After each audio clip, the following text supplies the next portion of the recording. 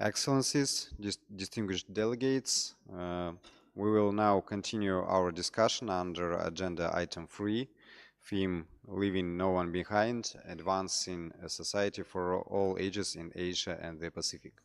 As this morning we were not able to exhaust the list of speakers, I would like to remind all speakers to adhere to the time limit of 3 minutes. I remind all delegates that longer statements can be sent to the Secretariat and will be circulated. To maintain order and for delegations to be ready to take the floor when I call on the speaker, I will also announce the delegation next in line. The first speaker is Ms. Kaori Nakamura Osaka, to be followed by ILO. Ms. Kaori Nakamura Osaka, you have the floor. Thank you, Chair. The International Labour Organization welcomes this session on Leaving No One Behind, Advancing a Society for All Ages in Asia and the Pacific. This discussion comes at a critical moment as the region undergoes profound demographic change, with rapidly aging populations reshaping labor markets, economies, and societies. These shifts reflect important development gains, including longer life expectancy and improved well-being. Yet, they also bring significant challenges. Labor force participation is declining, decent work deficits persist, and many, particularly women, youth, older persons, and those in informal employment, remain excluded from full and productive work. This moment calls for renewed commitment to social justice through decent work for all across the life course. Just societies for all ages can only be realized if labor markets are inclusive and responsive to demographic realities. Unlocking the full potential of the workforce requires targeted action, supporting youth transitions into decent work, removing barriers to women's participation, and enabling older persons to remain active in conditions of dignity and security. Tackling informality and improving job quality must remain central. Extending labor rights, ensuring safe working conditions, and promoting fair wages are necessary to achieving shared prosperity. The strengthening of social protection systems and striving for universal coverage are a priority. Investment in lifelong learning is also key to help workers adapt to technological change and remain productive at all ages. Finally, social dialogue, bringing together governments, employers, and workers, remains essential to designing inclusive and sustainable policies. By placing decent work at the center, we can build resilient societies for all ages and ensure that no one is left behind. Thank you.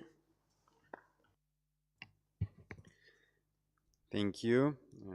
Thank you, Ayla, for your statement. The next speaker is Mr. Srinivasa Popuri, to be followed by UN Habitat. UN Habitat, you have the floor. Thank you, Mr. Chair. Distinguished Excellencies, partners, colleagues, and friends, on behalf of my Executive Director, Madam Ana Claudia Rosbach, and on behalf of the Executive Director of United Nations Human Settlements Program, UN Habitat, which is the United Nations Agencies for Human Settlements and Cities, I'm deeply honored and a privilege to address you and appeal to you on the 82nd session of Economic and Social Commission of Asia Pacific, ESCAP. First, my sincere appreciation and congratulations to our colleagues at ESCAP Secretariat for the concise and thoughtful theme study on leaving no one behind, advancing a society for all ages in Asia and the Pacific. It captures with great clarity the twin forces reshaping our region: demographic change and urbanization. There are two mega trends and there is one urgent challenge.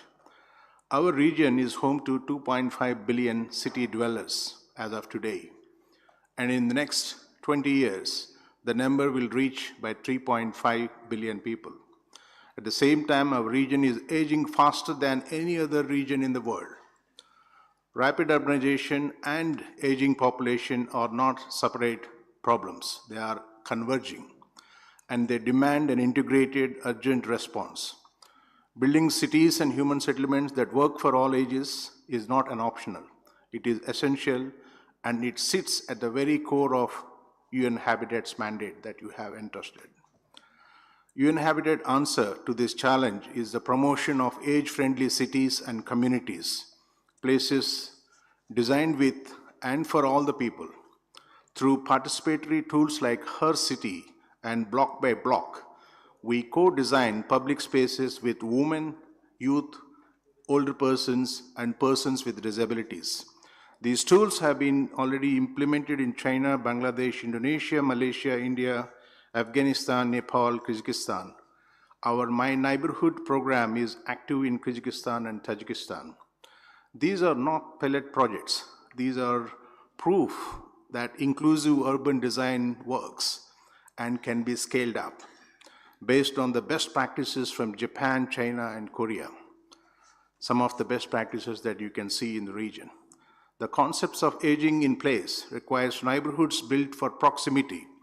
The 15 minutes or the 45-minute city framework ensures that these essential services, healthcare, transport, community spaces, and disability-friendly housing are within the reach for everyone, regardless of their age and ability. In Thailand, our programs with BMA is putting that into practice, delivering climate-resilient, transit-oriented development built on the outcomes of the former UK-funded Global Future Cities program. Housing is the foundation for all the societies. Demographic shifts, including low fertility rates, shrinking households, and rapid urbanization are driving up demand for an affordable, accessible, and adequate homes. The new urban agenda calls for age and gender responsive housing policies, recognizing the tenure security is especially fragile for older persons. All 7 elements of right to adequate housing, affordability, hospitability, habitability, accessibility, location, cultural adequacy, security of tenure, and connectivity must be upheld. Excellencies, the 82nd ESCAP session is a movement for regional solidarity and also intersectional solidarity. So let us use it well, and we appeal and invite all the member states to join us in Baku, Azerbaijan next month for the 13th session of the World Urban Forum, 17th to 22nd May, the world's largest gathering on sustainable urbanization and human settlements. And we request you to engage actively the upcoming UN Habitat Assembly as well, and do partner with the United Nations family in general, and also in particular with UN Habitat in the region through our country offices, our program offices, and also our regional office in Fukuoka, Japan. Together, let us embrace the spirit of regional cooperation, because a future that leaves no one behind must also leave no place behind. Thank you very much, Excellencies. Thank you for your statement. The next speaker is Mr. Charles Zander de Luna from UNMGSY. The floor is yours. Thank you, Mr. Chair. Excellencies, distinguished delegates, I have the honor to speak on behalf of the United Nations Major Group for Children and Youth. The proposition before this commission, leaving no one behind in advancing a society for all ages, must be addressed as a question of how power, resources, and protection are distributed across the life course. Across Asia and the Pacific, demographic change is unfolding alongside persistent structural inequality. A structural response is therefore required. First, social protection systems must transition toward integrated life course-based frameworks. This includes establishing universal social protection floors that are not tied exclusively to formal employment.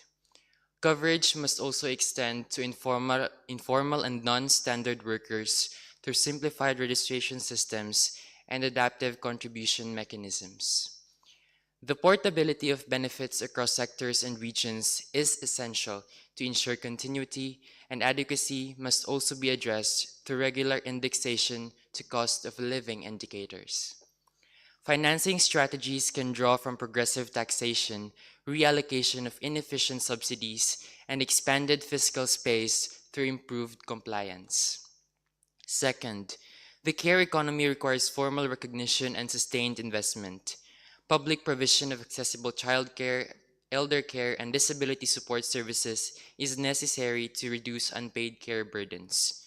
Labor policies should include paid family leave, pension credits for caregivers, and wage standards for care workers. These measures are essential to address gender disparities in labor force participation and to strengthen overall economic productivity. Third, transitions toward green and digital economies must incorporate distributional safeguards. Anticipatory labor market policy should include targeted reskilling systems aligned with sectoral demand, income support during transition periods, and strengthened labor protections. Workers in climate-exposed sectors require particular attention. Social dialogue mechanisms should be institutionalized to ensure that affected groups are represented in transition planning and implementation. Fourth, demographic aging requires policies that enable continued and meaningful participation, and this includes enforcing non-discriminatory labor practices, supporting flexible work arrangements, and investing in lifelong learning systems. Pension systems must address both adequacy and coverage, particularly in contexts where informality limits access to contributory systems and schemes. Finally, governance systems must support policy coherence and accountability. This includes integrating distributional impact assessment into economic planning, strengthening coordination across sectors, and investing in disaggregated data systems to inform targeting and monitoring. Excellencies, distinguished delegates, the challenge before this Commission is defined by interconnected policy pressures that require coordinated and sustained responses. Progress will depend on the extent to which economic transformation is aligned with social guarantees and institutional capacity. A society for all ages will be determined by how effectively systems can ensure equitable access to protection, opportunity, and participation across the life course. For children and young people, these decisions are immediate in their implications. They shape entry into labor markets, access to protection, and the conditions under which future transitions will unfold.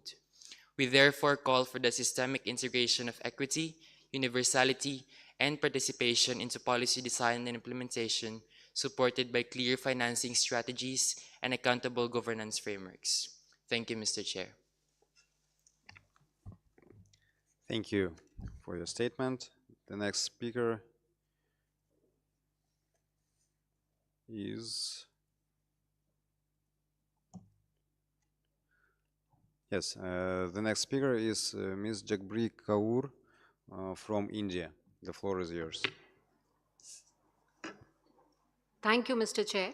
We thank the Secretariat for presenting the theme study on leaving no one behind, advancing a society for all ages in Asia and the Pacific. India stands at a defining demographic crossroad. By 2051, the elderly population is projected to reach 325 million, representing over 20% of all Indians. These shifts demand urgent, forward-looking policy responses across healthcare, social protection, and economic opportunity. India reaffirms its commitment to ensuring healthy lives and promoting well-being for all at all ages. The decline in fertility reflects improved healthcare access, growing awareness of family planning, and the adoption of modern contraceptive methods, with the unmet need for family planning falling significantly. As the demographic dividend begins to mature, the rising burden of non-communicable diseases among working-age adults demands stronger preventive care and formation of healthy lifestyles. India has responded with a substantially strengthened healthcare system.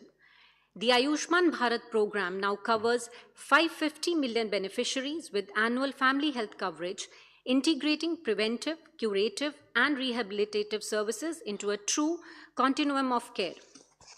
Out-of-pocket expenditure has been reduced by a third, and coverage has been extended to all citizens over 70 years of age, regardless of income, a direct response to the growing needs of an aging society. Over 1.7 million health and wellness centers bring comprehensive primary care, teleconsultations, and traditional medicine systems to the most remote communities. India's health sector budget has been increased by nearly 10% in 2025-2026, reflecting the scale of ambition required to manage this demographic moment. Innovative use of digital technology underpins India's capacity to manage this transition at scale. For example, digital platforms such as UWIN and Nikshay have transformed immunization and disease management. The JAM Trinity, Jan Dhan Aadhaar Mobile, combines financial inclusion, unique identification, and mobile connectivity to streamline, digitize, and secure direct benefit transfers. It has linked millions of citizens to banking, insurance, and robust social protection, foregrounding women, persons with disabilities, and the elderly. Mr. Chair, the demographic transition also calls for decisive action to promote women's leadership at all levels. Guided by the vision of women-led development, India has introduced 26 weeks of paid maternity leave, provided nearly $2 billion in maternity benefits to 37.5 million mothers, and connected nearly 100 million women through self-help groups, thus transforming rural economies. Clean cooking fuel, safe water, and sanitation and housing have reduced women's time poverty, and care burden, freeing them to participate fully in economic life at a moment when maximizing workforce participation is a national imperative. Moving forward with the vision of Sabka Saath, Sabka Vikas, Sabka Vishwas, that is, developing together, leaving no one behind, India is committed to harnessing its demographic transition as an opportunity, building a healthy, skilled, and inclusive society ready for 2030 and beyond. Thank you. Thank you, and thank you for your statement. Would any other delegations like to take the floor at this time?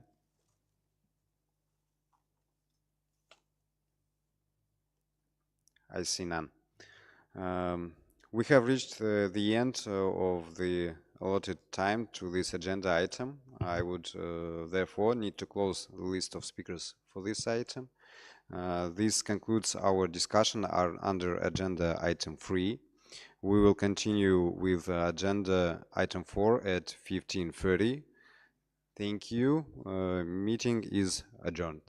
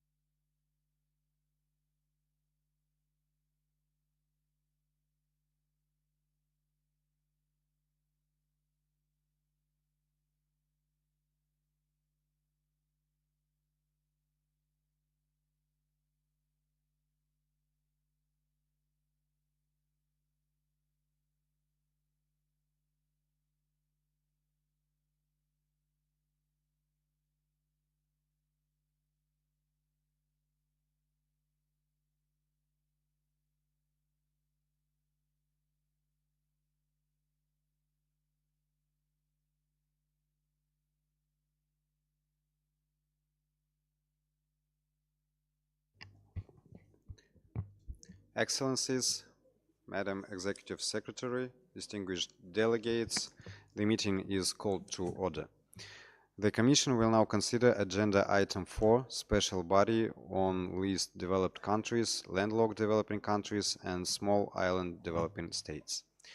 The document pertinent to this agenda item is ESCAP 82.5, Fostering Resilience in Countries in Special Situations through Trade, Diversification, and Cross-Border Connectivity. At the outset, I am pleased to invite opening remarks to be delivered by the Executive Secretary, Ms. Armina Al-Siljaban. Madam Executive Secretary, you have the floor. Thank you very much, Excellency Chair. Excellency, Mr. Bendito dos Santos Freitas, Minister for Foreign Affairs and Cooperation of Timor-Leste. Excellency, Mr. Gustav Aitaro, Minister of State of Palau. Excellency, Mr. Azim Ibrahim, Minister of Transport of Tajikistan. Excellencies, distinguished delegates and colleagues. It is my great pleasure to welcome you to this session of the Special Body on Least Developed Countries, Landlocked Developing Countries, and Small Island Developing States. Today, we convene to deliberate on the agenda item, Fostering Resilience in Countries in Special Situation through Trade Diversification and Cross-Border Connectivity. Our region and the broader global trade landscape are undergoing profound transformations. Geopolitical dynamics, supply chain fragmentation, and rapidly escalating climate risk are fundamentally altering how we connect and trade. For countries in special situations, these shocks severely amplify existing structural vulnerabilities, which include geographical isolation, small domestic market, and heavily concentrated economies. To insulate these economies from such compounding shocks, we must leverage integration by transforming connectivity from a source of vulnerability into an engine for diversified trade and long-term economic resilience.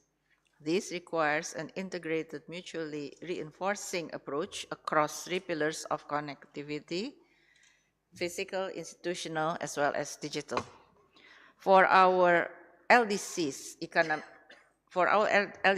economic transformation is consistently hindered by limited transport connectivity. The trade cost penalty is steep. For example, LDCs in South Asia face intra-regional trade costs equivalent to a 160% tariff, while those in the Pacific face costs equivalent to up to 370%. To bridge this gap, it is critical to invest in upgrading core transport corridors. Given their predominantly agrarian basis, it is equally important to bridge last-mile gaps with climate-resilient rural infrastructure to connect agriculture to broader value chain. Furthermore, strengthening institutional connectivity and bridging the digital divide is essential. Full implementation of digital trade facilitation measures could reduce the average trade costs across the region by approximately 11%. For the region's LLDCs, the strategic imperative is to move from being landlocked to becoming land-linked. Currently, these economies face unit logistics costs that are about 63% higher on exports and 75% higher on imports compared to the transit countries. Encouragingly, shifting trade alliances are accelerating the development of Eurasian land corridors, such as the middle corridors connecting Europe and Asia via Azerbaijan, Georgia, Kazakhstan, and Turkey, offering vital opportunities for route diversification. To fully unlock this potential, investments must move beyond physical infrastructure to comprehensive corridor management, including harmonizing custom procedure, establishing intermodal hub, and digitalizing transit. For the region's SITs, maritime transport is a critical economic lifeline, yet intense exposure to climate events can damage ports and severe national supply chain entirely. These states need support to climate-proof port infrastructure and aggregate demand for green shipping technologies. Equally important is diversifying beyond tourism, which accounts for 1/3 of export earnings in some destinations, and building economic resilience also requires investing in redundant submarine fiber optic cables to enable a diversified services-based digital economy. Excellencies, the ambitious goals I just highlighted cannot be achieved in isolation, but rather regional cooperation is indispensable in order to harmonize policies, mobilize resources, and achieve economies of scale. Our intergovernmental agreement spanning the Asian Highway, the Trans-Asian Railway, dry ports, and the facilitation of cross-border paperless trade provide the legal standard and the practical mechanism for the ground implementation.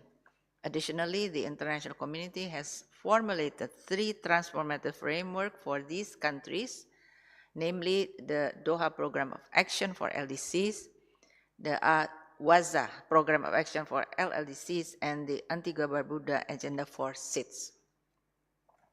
During the regional midterm review of the Doha Program of Action held in Cambodia just recently, the historic significance of the scheduled graduation of 5 Asia-Pacific countries by 2029 was highlighted.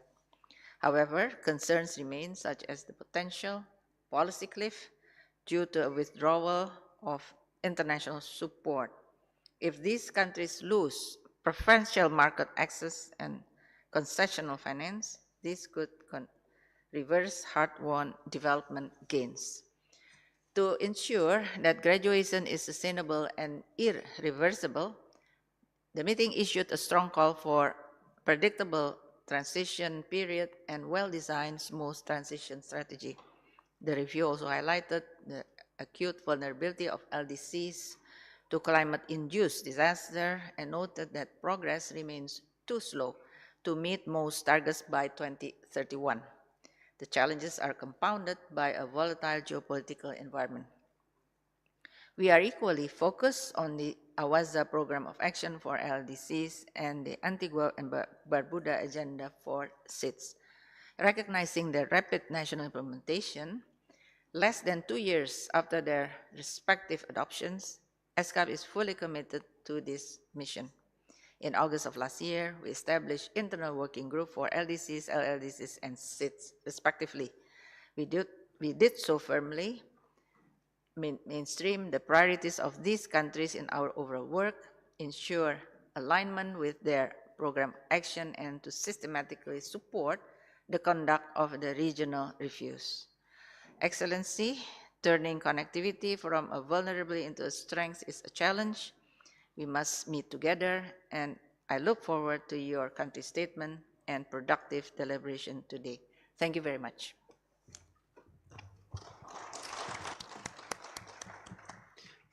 Thank you, Madam Executive Secretary.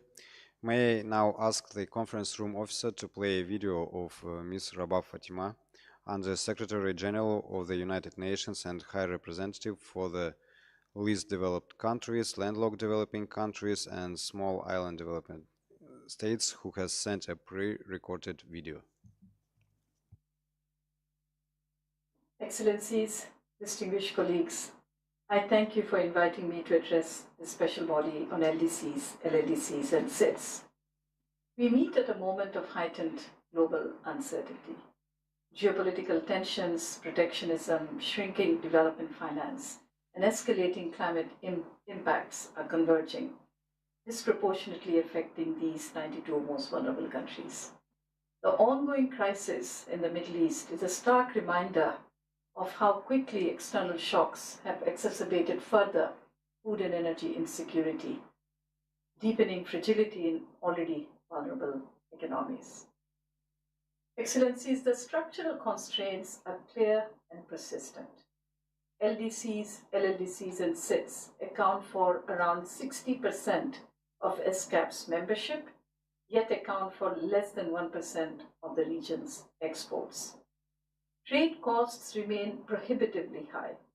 South Asian LDCs face intra-regional trade costs equivalent to a 161% ad valorem tariff, while Pacific LDCs face costs ranging from 172 to 370%. For the landlocked developing countries, the LLDCs, logistic costs are 63% higher on exports and 75% higher on imports than in transit countries.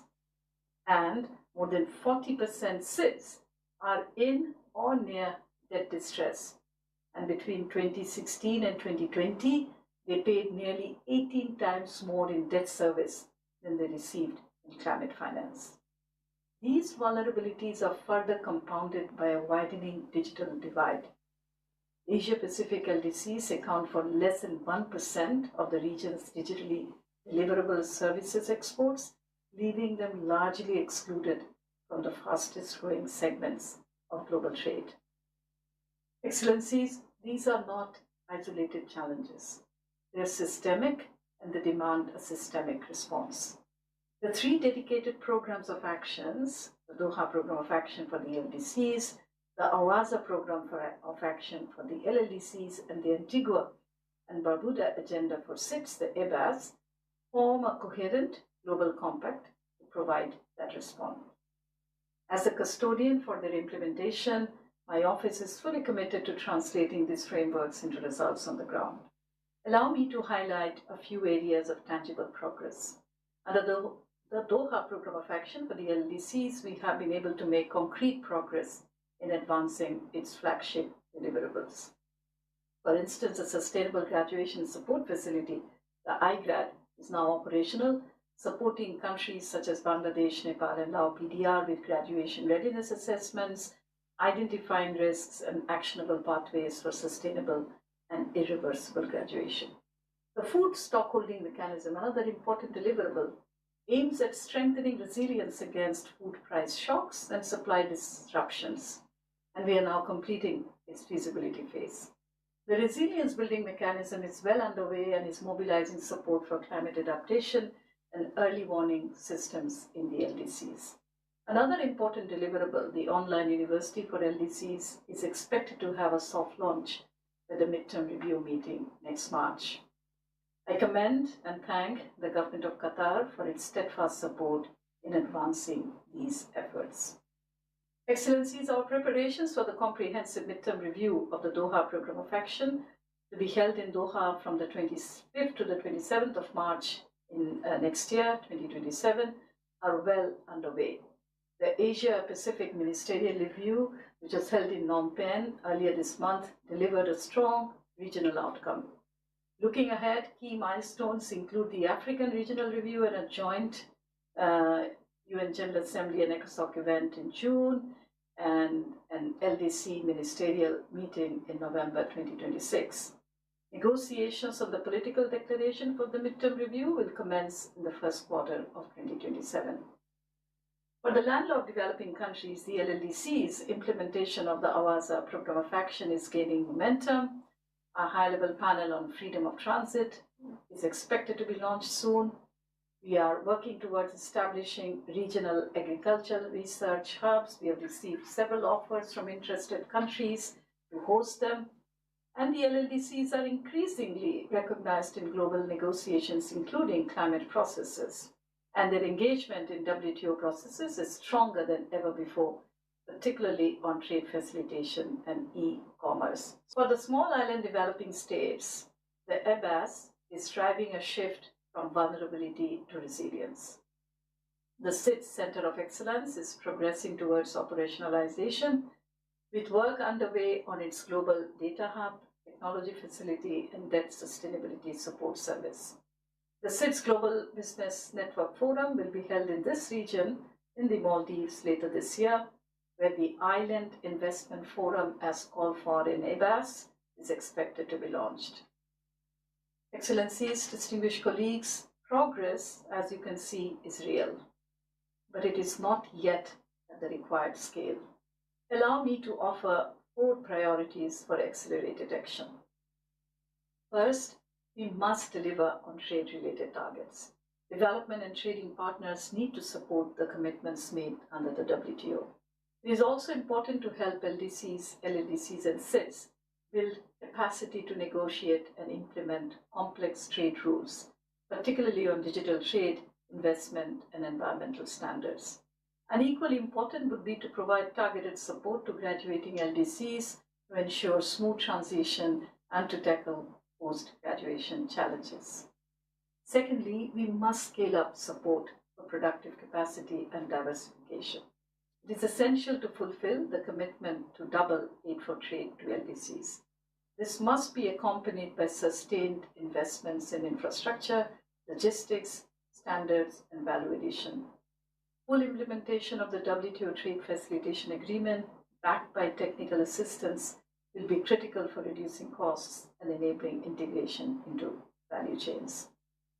Third, it is imperative to bridge the digital divide. Expanding affordable connectivity, building digital skills, and advancing e-commerce frameworks must be central priorities. Full implementation of digital trade facilitation measures would significantly reduce trade costs, unlocking new opportunities for participation in global markets. And lastly, Excellencies, regional solutions are indispensable. Frameworks such as the Asian Highway, Trans-Asian Railway, Dry Ports Agreement, and cross-border paperless trade must be fully leveraged to reduce delays, harmonize standards, and improve corridor efficiency. For the SIDS, regional approaches are often the only viable pathway to scale investments in transport, energy, and digital infrastructure. Excellencies, the roadmap is clear. The instruments are in place. The challenge is implementation at scale and with urgency. We must match ambition with delivery. We must align financing with needs.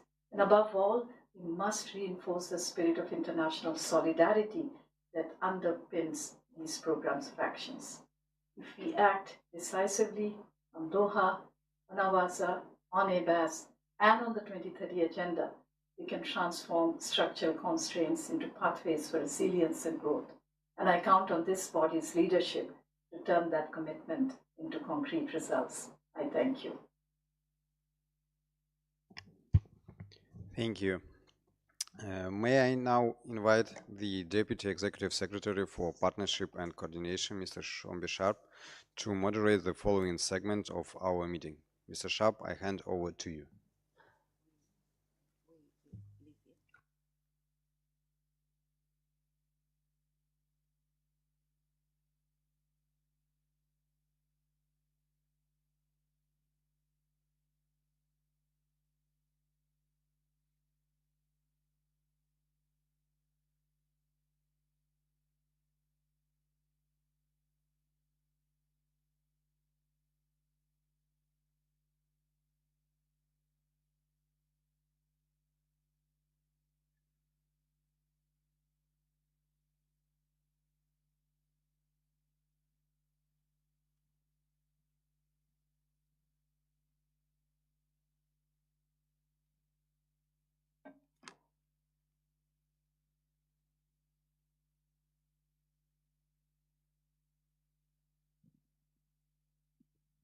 Thank you. Thank you very much, Excellency Mr. Vice Chair. It's a great honor and pleasure to be here with all of you to moderate this next high-level segment on the special body. And I would like to do so first by inviting each of the speakers to join me here on stage. So I would be very pleased and honored first to welcome His Excellency Mr. Bendito Dush Santos Freitas, Minister of Foreign Affairs and Cooperation of Timor-Leste. I would also like to invite His Excellency Mr. Gustav Aitaro, Minister of State for Palau, and His Excellency Mr. Azim Ibrahim, Minister of Transport of Tajikistan. Colleagues. So, Excellencies, distinguished guests and delegates, we are here following on the introduction that was already made to dive a little bit deeper into understanding how do the 30 countries in the Asia and Pacific region, as was mentioned by the High Representative, 60% of our member states in Asia and Pacific. So this is not a minority issue, certainly for this region. How are these 30 countries addressing and achieving this vital transition, overcoming existing connectivity bottlenecks, which are such a source of vulnerability, and of course, always are in the best of times, but as we see now what's happening in the world, challenges to connectivity being perhaps the most basic human condition, community, connectivity, knowledge, exchange, transfer. How are we transforming perhaps these vulnerabilities into actually engines and sources of resilience? And of course, when we think of connectivity, we think of isolation, you most immediately think of geographic barriers and isolation.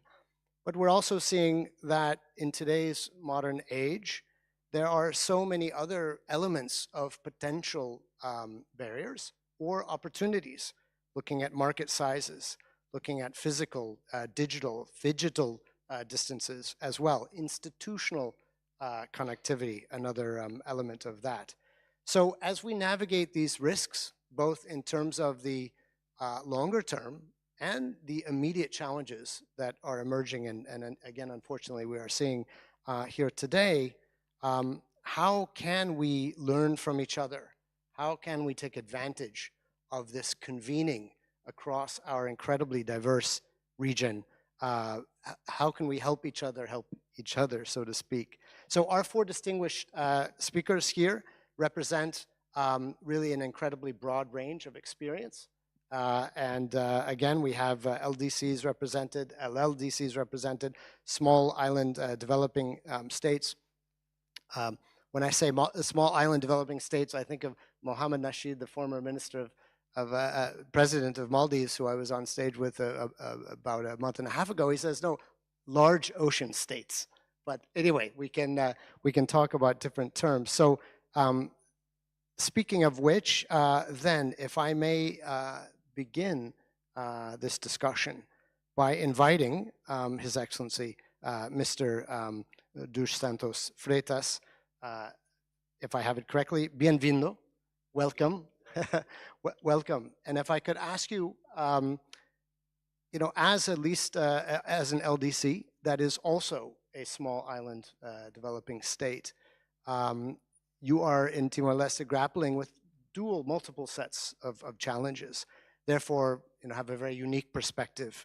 Would be very useful for the rest of us to hear your country's vision on achieving sustainable development, and how do you align that with the Antigua-Barbuda agenda for SIDS and the Doha Program of Action at the same time? Excellency. Thank you, Mr. Moderator, dear friends. Good afternoon all. Timor-Leste, as a least developed country and also a small island development state, Timor-Leste stands at the intersection of two global realities, a structural vulnerability and a strategic opportunity. Our development pathway, shaped by both the persistent challenges of fragility, geographic isolation, climate vulnerability, limited economic diversification, and institutional capacity constraints, as well as the immense potential of our young population, our strategic location in the Indo-Pacific, and our growing regional integration through ASEAN. For Timor-Leste, sustainable development is not simply about economic growth. It is fundamentally about building resilience, dignity, and national sovereignty. Our vision is to transform from vulnerability to resilience, from dependency to productivity, and from fragility to sustainable prosperity.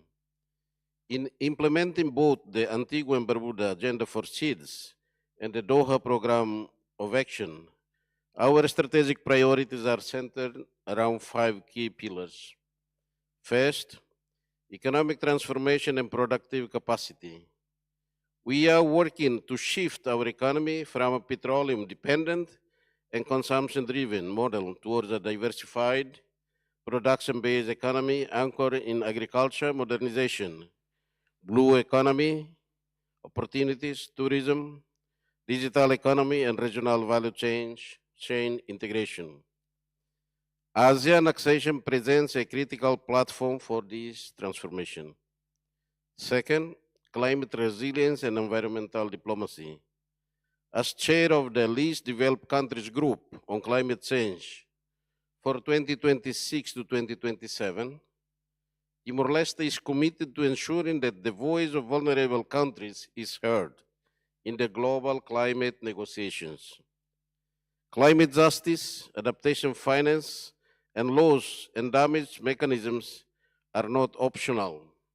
They are existential priorities for countries like ours. Third, on human capital and demographic dividend. With one of the youngest population in the region, investing in youth, education, health, skills development, and women's empowerment is central to our national strategy. Demographic dividend is not automatic. It requires deliberate policy choices and sustained investment. Fourth, on institutional strengthening and state capacity. Sustainable development requires capable institutions. We are focusing on strengthening governance, public service delivery, evidence-based policy making, and strategic interministerial coordination to ensure implementation rather than aspiration. Fifth, multilateral solidarity and international partnership. Both the Antigua-Barbuda Agenda for Seeds and Doha Plan of Action reminds us that development cannot be pursued in isolation. We strongly advocate for continued international support measures for LDCs, fair access to climate finance, concessional financing, technology transfer, and meaningful South-South and triangular cooperation.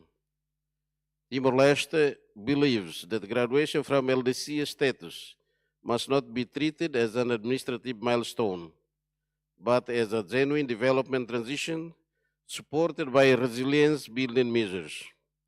Likewise, seeds priorities must remain central in global development financing discussions. Ultimately, our message is clear. Vulnerability should not define destiny. With the right partnerships, strategic investments, and global solidarity, small states can become strong states. Timor-Leste remains fully committed to contributing constructively to this shared agenda. Thank you. Thank you. Thank you very much, Excellency, for those very insightful thoughts and comments.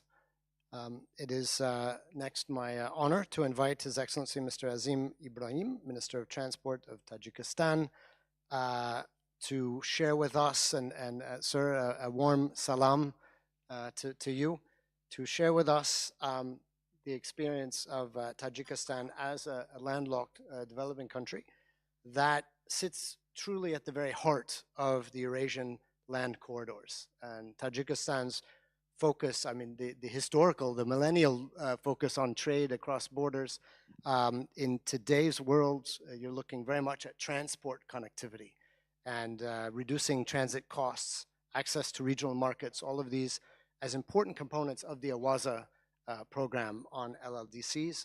And of course, we are very pleased, ESCAP is very pleased, together with UNECE, to be partner with Tajikistan and the other member states of the region in the SPECA program, and we will have the ministerial actually tomorrow, very, very timely.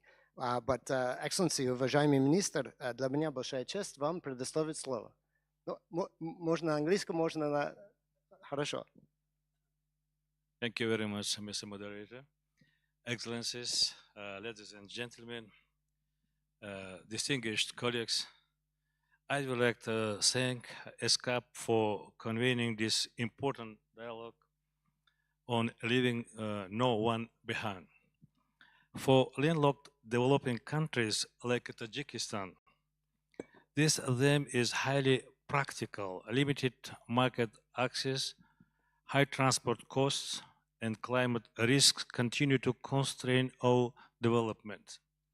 Tajikistan is a mountainous, landlocked country, faces serious logistical challenges. However, we are transforming these constraints into opportunities by investing in multimodal transport, improving infrastructure, and strengthening regional connectivity across Central, South, and East Asia. We are modernizing border crossings, simplifying procedures, and advancing digital solutions such as electronic data exchange and single window system. At the same time, we promote digital trade to support small and medium enterprises, including in remote areas. Central Asia has strong potential to act as a bridge between Europe and Asia. Tajikistan is committed to becoming a key transit hub, moving from a landlocked to land-linked. Despite progress, challenges remain: infrastructure gaps, high transit costs, limited logistics capacity, and climate risks. Addressing this requires stronger international cooperation. We welcome the AWASA program of action and focus on resilient infrastructure, regional connectivity, logistics development, and digitalization. However, its success depends on sufficient financing and partnerships. ESCAP plays a vital role in supporting these efforts. We encourage continued assistance in digital trade, climate resilient infrastructure, and access to financing. For Tajikistan, connectivity is about opportunity, resilience, and inclusion. By strengthening cooperation, we can ensure sustainable development and leave no one behind. Thank you very much for your attention. Thank you.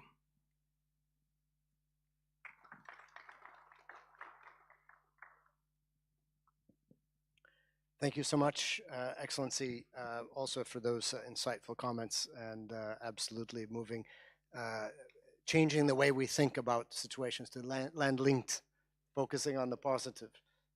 Very, very important. Thank you. It's now my honor to turn to His Excellency Mr. Gustav Aitaro, Minister of State of Palau, to share your insights, sir. If I may say, Ahli. Welcome, hello to you, and very much looking forward to your thoughts. Over to you. Thank you, moderator. Thank you very much, sir. Well, Honorable Chair, Excellencies, it is an honor to represent the government of the Republic of Palau in this important session. Excellencies, our discussion comes at a time of profound uncertainty in the global economy, marked by evolving geopolitical dynamics, rising conflicts, shifting trade patterns, and accelerating climate impacts.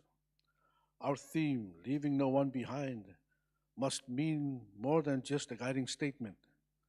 It must be our call for action, and action requires the collaboration and coordinated efforts of our partnerships. From the perspective of Palau, a small island developing state, where connectivity is one of our lifelines and also one of our vulnerabilities. For SIDS, connectivity has long been defined by structural tensions. Our economies remain heavily dependent on tourism and imports, with supply chains stretched across vast ocean distances. In Palau, most of our food, fuel, and essential goods are imported through long and costly routes. A single disruption, whether from global shocks, extreme weather, or shift in airline routes can have immediate economy-wide consequences. Coupled with geographic isolation, narrow economic bases, and high exposure to climate risks, this means that connectivity, whether physical, institutional, or digital, can either reinforce fragility or unlock resilience. Our task is to ensure it does the latter. Climate change is compounding these pressures. Rising sea levels, stronger storms, and coastal erosion threaten the very foundations of our connectivity, our ports, our airports, and our communities.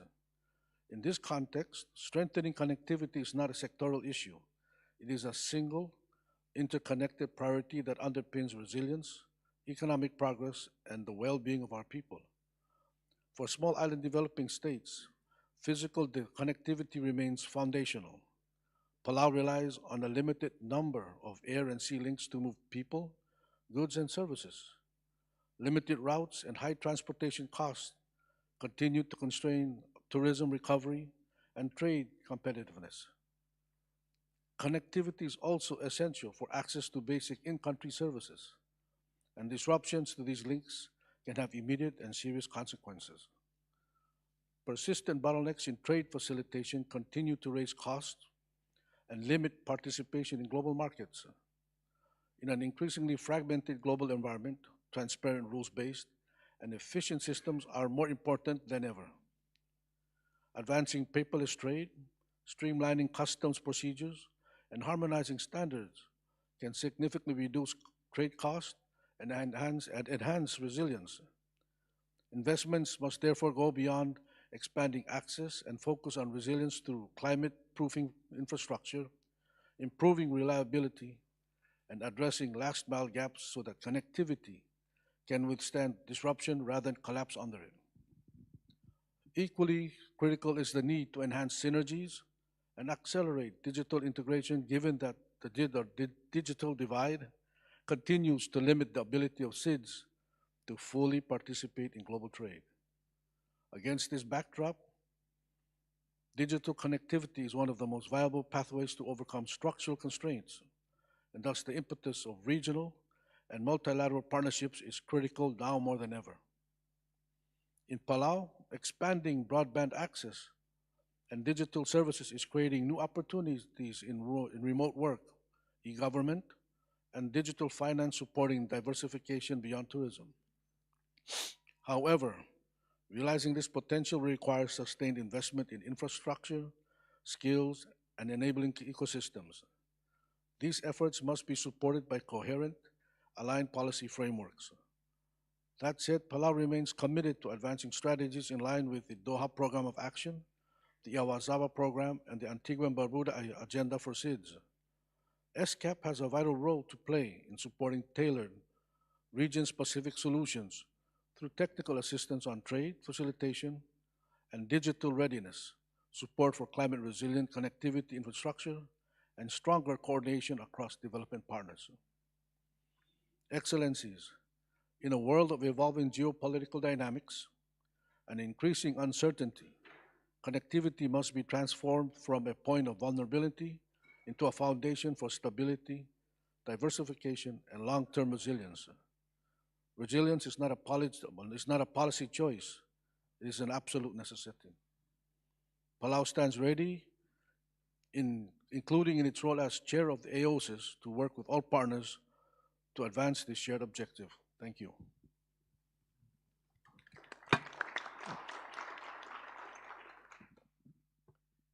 Thank you very much, Excellency, Mr. Aitaro. That was extremely expansive and powerful. And as you said, resilience is not a choice, absolutely not. And if I could veer off script just for one moment and to say that I actually owe you in a way for my career, because when I met my to-be wife, I had never heard of international development, and she had just returned from 2.5 years in Palau. And I've been dreaming of Jellyfish Lake and all of these amazing places for over 30 years. I never managed to visit yet, so I hope I can get an invitation. But as a result of that, I got inspired to join the UN and here now. So thank you for that.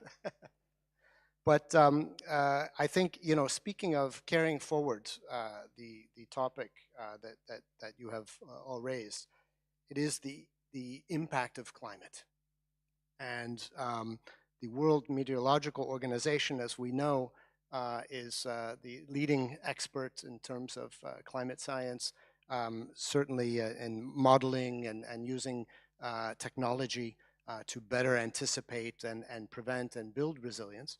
WMO has just launched the latest annual state of the world's state of global climate about a month ago, and had a lot of very, very important, dire, let's say, data facing the countries, especially countries in special situations. So we're pleased to have a special address from Ms. Celeste Saulo, Secretary General of WMO, to highlight the critical climate-induced impacts and help us better understand how we can come together in terms of building that resilience. So I would like to request the conference officer to play the video, if we may. Excellencies, colleagues, partners, it is my great honor to address the 82nd session of the ESCAP. The Asia-Pacific region remains the most disaster-prone area in the world. The year 2025 was among the top 3 warmest on record, and the past 11 years have been the 11 warmest on record. The number of people affected by weather and climate-related disasters continues to rise year by year, and the terrible economic and community impacts are apparent on a day-to-day basis. The good news is that we are better than ever before at saving lives. Tropical cyclones no longer cause tens of thousands of casualties. We are strengthening early warnings of flash floods and other major hazards. Heat health action plans are being rolled out. Regional collaboration and data exchange are at the heart of our efforts. This is the backbone of every decision we make and every action we take. We cannot manage or protect what we do not monitor. WMO coordinates the exchange of millions of weather observations worldwide within minutes, making accurate forecasts possible. WMO is committed to expanded and streamlined global data exchange, enhancing forecast accuracy, disaster preparedness, and economic resilience. We must harness next-generation platforms with web-based technologies and open standards to enable national meteorological and hydrological services and their partners to exchange life-saving data with unprecedented speed, accessibility, and efficiency. This is not simply about upgrading technical infrastructure, but about building a resilient end-to-end data value chain. This forms the bedrock of the United Nations Early Warnings for All initiative. Early Warnings for All is pivotal in our collective mission to ensure that no one is left behind. Timely, accurate, inclusive, and actionable warnings are not just a service, but a fundamental right. They are not a cost, but an investment. If we are to reach the last mile and protect the most vulnerable, we must bridge the gap between global technical capabilities and local community action. We know that early warnings work. They reduce disaster-related mortality and deliver a tenfold increase on investment through avoided losses. Yet, their success depends on the strength of our regional partnerships and national institutions. And above all, their success is built on trust that the forecasts are reliable and accurate and come from a respected source. WMO's partnership with ESCAP is central to this effort. Under our Memorandum of Understanding, we are strengthening regional and national implementation of early warnings for all, advancing joint platforms such as the Typhoon Community Panel on Tropical Cyclones, and expanding cooperation to slow onset hazards such as droughts. The annual regional State of the Climate reports and Climate Outlook forums are an important source for information for decision makers. This cooperation exemplifies the One UN approach by pooling expertise and resources to build a better future for all. I thank you and wish you a very successful session.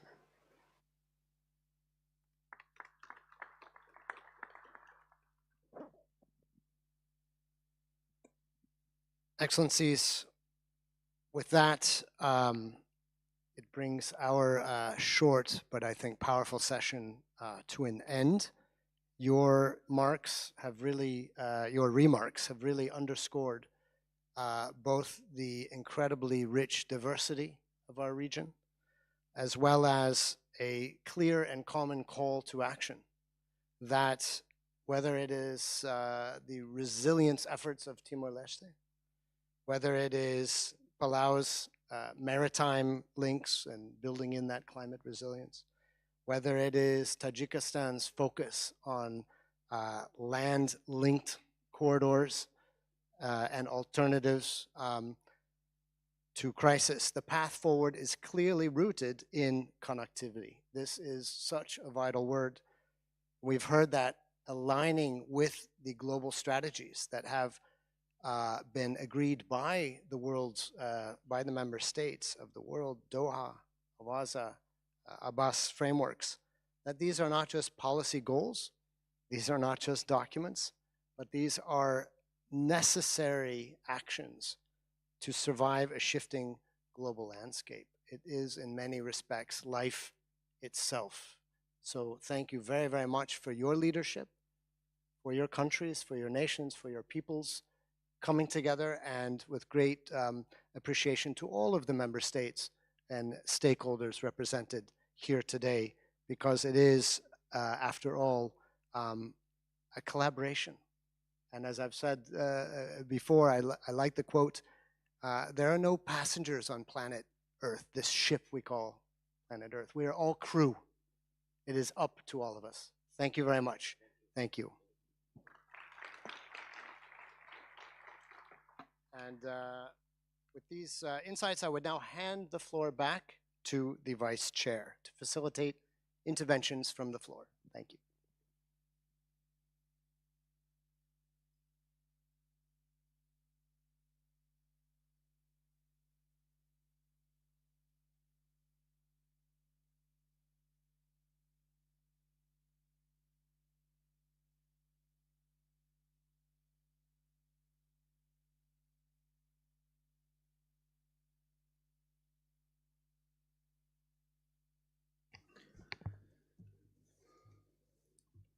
Excellencies, distinguished delegates, I now open the floor for country interventions. I would like to urge all speakers to limit their interventions to 3 minutes. Based on the requests received, the Secretariat has prepared a tentative list of speakers. And to maintain order and for delegations to be ready to take the floor, when I call on the speaker, I will also announce the delegation next in line. We ask all delegates to speak from their seats when I call upon them.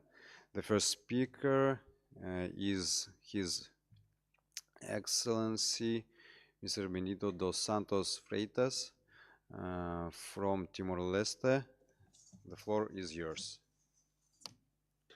Thank you, Excellency, Chair. It is my honor to deliver this statement on behalf of the Democratic Republic of Timor-Leste at these timely and important discussions on the special body on least developed countries, landlocked developing countries, and small island development states. We meet at a defining moment for our region and for the international development agenda. Persistent global crises ranging from conflict, economic volatility, food insecurity and debt pressures to climate-induced disasters and growing geopolitical uncertainties continue to disproportionately affect the most vulnerable countries, making progress toward the Sustainable Development Goals increasingly uneven and fragile. For least developed countries, the structural vulnerabilities remain profound. Our share in global merchandise trade remains limited. Despite living in a digital age, many LDCs continue to face significant digital exclusion, lacking access to essential technology, infrastructure, and connectivity needed for economic transformation, job creation, and social mobility. Climate change further compounds these vulnerabilities. For countries like Timor-Leste, climate action is not a future agenda. It is an immediate development imperative. As chair of the least developed countries group on climate change for 2026 27, Timor-Leste is committed to advancing stronger collective advocacy for climate justice, enhanced adaptation financing, laws and damage mechanisms, and greater international solidarity for the most climate vulnerable nations. We believe climate diplomacy must remain central to the global development agenda and to the successful implementation of the Doha Programme of Action. In this context, Timor-Leste reaffirms the continued relevance and urgency of the Doha Programme of Action as the principal framework to support LDCs in building resilience, strengthening productivity capacities, and advancing sustainable graduation pathways. The road to 2027 midterm review of the Doha Programme of Action presents a critical opportunity not only to assess progress, but to recalibrate ambition with a strong alignment between national priorities, regional cooperation, and global solidarity. Timor-Leste has made important progress under the Doha Programme of Action and the SDGs.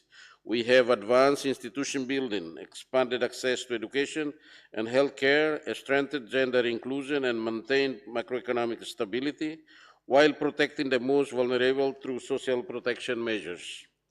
We are also investing in digital transformation, financial inclusion, renewable energy, sustainable fisheries, and blue economy initiatives to support economic diversification and strengthen our engagement in regional and global trade. However, significant challenges remain. Climate shocks continue to threaten livelihoods, food systems, and critical infrastructure. Limited access to concessional finance, low levels of private sector investment, and structural constraints in productive sectors continue to slow progress toward achieving the key deliverables of the Doha Programme of Action. At the recent Asia-Pacific midterm review of the Doha Programme of Action held in Phnom Penh, Cambodia, Timor-Leste highlighted three key lessons. First, sustainable growth requires deeper structural economic transformation from consumption-driven growth toward production-driven development anchored in productivity, competitiveness, and job creation. Second, strengthening domestic institutional capacity is indispensable for long-term resilience and sustainable graduation. Third, successful transition requires predictable, coherent, and well-aligned partnerships that respect national ownership and support national-led priorities. As countries undergoing transition continue to face structural constraints, including limited diversification, high vulnerability to external shocks, and institutional capacity gaps, Timor-Leste calls for a stronger regional and global cooperation. Enhanced support through North-South, South-South, and triangular cooperation remains essential. Peer learning, technology transfer, institutional partnerships, and improved access to finance must be strengthened to enable productive sector development, economic resilience, and sustainable transformation. For Timor-Leste, graduation must not be viewed simply as an exit from one category to another, but as a strategic transition toward resilience, dignity, and sustainable prosperity, leaving no one behind. Thank you.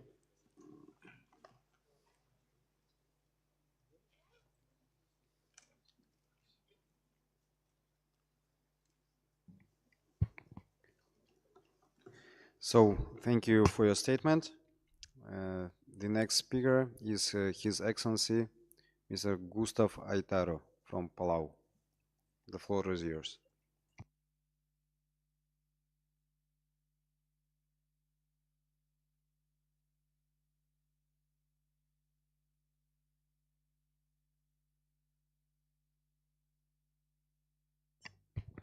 Okay, let's go to next one. The next speaker is Honfein Fotu Fituafe from Tonga. You have the floor.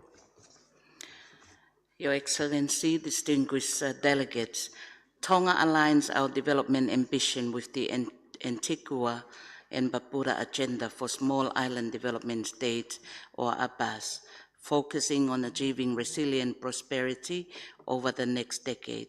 For small island development states across the Pacific, challenges such as remoteness, small market size, high transport costs, limited connectivity, and increasing exposure to climate change are a part of our daily reality.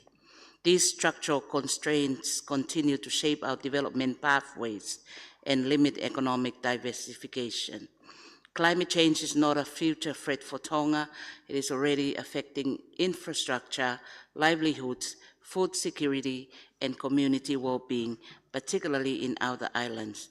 Our response is guided by the Tonga Strategic Development Framework, which promote inclusive resilience and sustainable development aligned with national, regional, and global commitments.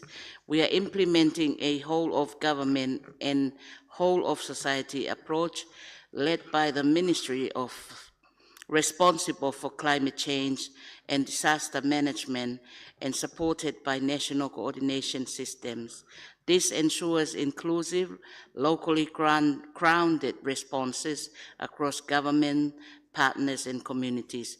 We recognize that resilience must go beyond infrastructure and be built through integrated systems that link early warning disaster response, social protection, and community action. Tonga is strengthening multi-hazard early warning systems and moving toward impact-based, people-centered forecasting, ensuring communities understand risk and can act accordingly.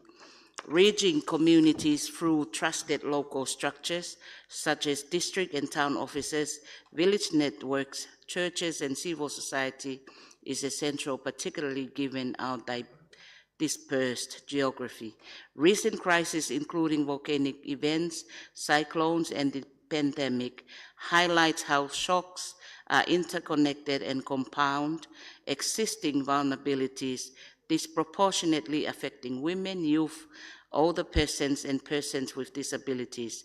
This underscores the need for inclusive, coordinated approaches that strengthen resilience at all levels. Investing in people-centered systems, social protection, health, and community resilience is critical, as reflected in global and regional frameworks. Connectivity is also vital. Strengthening physical, digital, and institutional link will reduce trade costs, improve resilience, and support economic diversification, especially for outer islands. Finally, we emphasize the importance of regional cooperation and international support. Pacific challenges are shared and solutions must be collective. We call for stronger partnership, accessible financing, and sustained support for climate resilience and sustainable development. In closing, for Tonga, resilience is built through inclusive, coordinated systems grounded in the strength of our communities. Malo apito. Thank you for your statement. The next speaker is His Excellency Ali Ayogaga, Fiturieli Saya, High Commissioner of Samoa. The floor is yours. Mr. Chairman, distinguished delegates, allow me to reflect on Samoa's journey as a former least developed country and currently a small island developing state. Samoa was included in the UN original list of 25 LDCs in 1971 and was identified to graduate 4 times, firstly in 1997 and subsequently in 2003, 2006, and 2010. When we were preparing to graduate in 2010, a major tsunami hit Samoa in 2009, resulting in the loss of 149 lives, with one family losing 3 generations. The UN community agreed to defer our graduation yet again to the 1st of January 2014 to allow us time to secure the support for the reconstruction work that was required. And in the 2009 tsunami was not enough, Hurricane Evans hit Samoa again in 2012, causing more widespread infrastructural damage and setting back our economic progress for years. Mr. Chairman, if there is a lesson to be learned from this experience, it is simply that while man is entitled to make whatever grand plans he has, Mother Nature is not obligated to follow suit and does not have to consult man at all. We are basically at the whims and mercies of nature, as we have seen and experienced time and again the destructive forces and impacts of climate change and other natural calamities. But life goes on. On the eve of our LDC graduation on 31st December 2013, we went to bed feeling happy and hopeful after ushering in the dawn of a new year. Yet, when we woke up a few hours later on the day of our graduation, reality stared us squarely in the face. We realized there and then that nothing has changed at all. We were still the same people, and Samoa, our small island, still had the same challenges and vulnerabilities that we went to bed with the night before. A stark reminder yet again that while we can graduate from the LDC category, being a small island developing state is our DNA, more by design than by choice, and one we will never graduate from because we will always be a state with all its vulnerabilities, challenges, no matter what. But rather than blaming the world for our problems, we immediately set out to challenge ourselves to look at graduation in a positive frame of mind, an acknowledgement from the global community of what Samoa, working with its partners, can do and are capable of doing. We immediately set out to develop a coherent, inclusive national development strategy that is implementable and ensures that no one is left behind. So finally, and more crucially, Samoa's graduation is living testimony of the value and importance of having genuine and durable partnerships built on trust and nurtured over the years, where all partners matter and no contribution or support is subservient or insignificant. In Samoa's book, a partner will always be a partner no matter what. And genuine and durable partners are what we truly need now. Those who trust us and will help us in both the highs and lows of our journey in life's uncharted waters, as clearly demonstrated at this point in time by the negative impacts of our vulnerable group of countries, of the dynamics of global self-centered decisions taken elsewhere. Whether trying to address climate change, achieve sustainable development, or mitigate the fallout from global warfare, what we need are partners with empathy, with love, but not just with sympathy. Finally, in the absence of Madam Executive Director, I was going to say, let me say the obvious.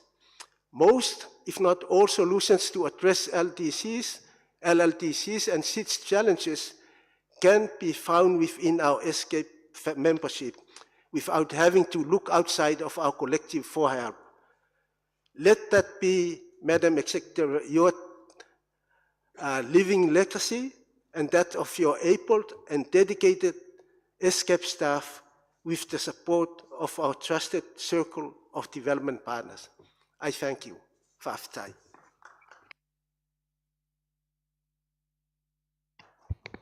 Thank you for your statement. The next speaker is Mr. David Grigoryan from Armenia. The floor is yours. Thank you, Mr. Chair. I would like to start by thanking the UN ESCAP for traditionally holding this meeting as a testament to Commission's constant support to the complex multifaceted challenges faced by countries in special situations and landlocked developing countries in particular.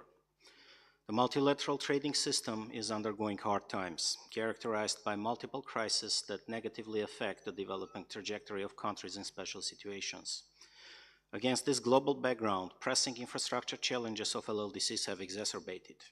Remoteness from major markets, inadequate transit infrastructure, and cumbersome customs and border procedures result in high transit costs. As a result, LLDC's participation in global trade remains disproportionately low. Addressing these challenges demands focused and coordinated action from the international community.